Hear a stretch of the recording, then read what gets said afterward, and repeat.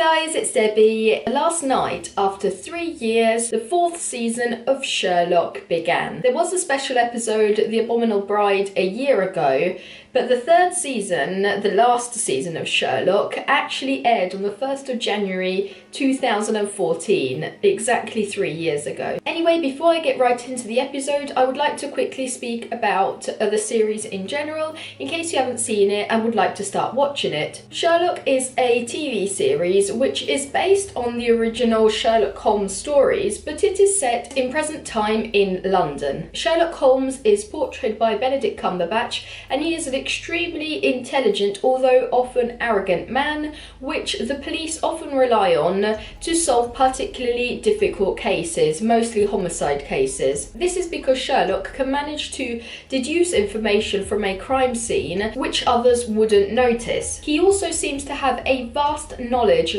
on many different topics. His abilities and manners tend to exhaust other people because he seems to consider himself superior to them, although deep down he is extremely fond of his friends, in particular of his best friend John Watson. John Watson meets Sherlock when they decide to share a flat. He is a war veteran, which now helps Sherlock with his investigations. And although Sherlock might appear as the brain behind all the investigations, John Watson's presence is always fundamental throughout Sherlock's life. All the other characters in the series are somehow connected to Sherlock and his investigations.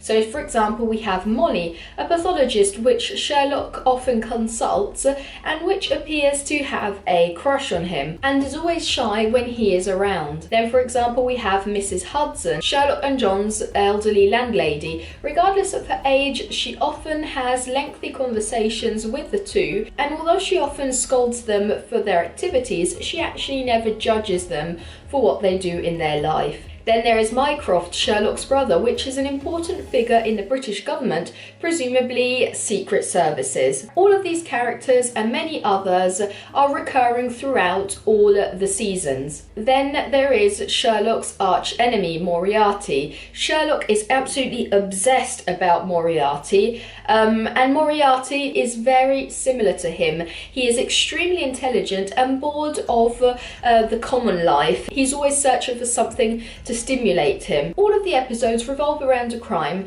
which Sherlock and some of the other characters try to solve. For example, Detective Lestrade always relies on Sherlock for his own cases. So most of the episode and the interactions between the characters start from Sherlock solving his case. The series tends to have a lot of humour, mostly created by Sherlock's attitude, but there have been some pretty dark moments in which we have had deep insights into the characters' deepest thoughts. In particular, season 4, which started yesterday, has been promoted as one of the darkest seasons ever. And as a matter of fact, we start to see the cracks slowly forming in Sherlock's perfectly strong and confident facade, as he slowly starts to encounter difficulties and responsibilities on what seemed to be, up till then, a perfectly paved track. The first episode of the 4th season is called The Six Thatchers, and it speaks, as most of the Sherlock episodes, of homicide.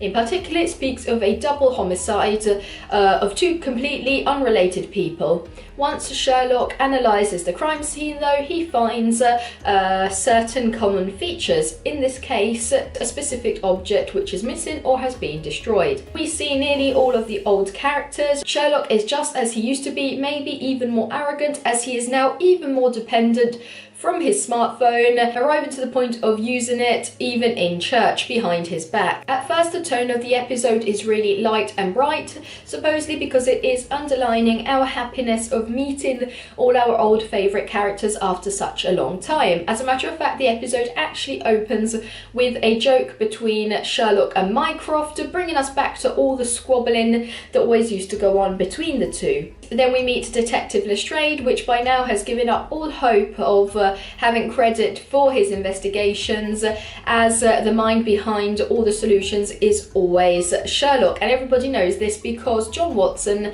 blogs about his life with his friend Sherlock. We briefly see Molly, which doesn't seem to be so shy and intimidated by Sherlock's presence, and we also see Mrs. Hudson, which appears just as bright as usual. John is following along the path his attitude had taken already in the previous seasons of starting a life on his own, not being amazed completely by Sherlock's deductions, and he also starts to not be so dependent on Sherlock, and also answers back to some of his irony. So we see a development in most of the characters, following along the lines they'd already taken in the previous seasons. So in this episode we have all the usual crime scene observations, deductions, the appalled faces of the victims' relatives upon hearing Sherlock, and so on.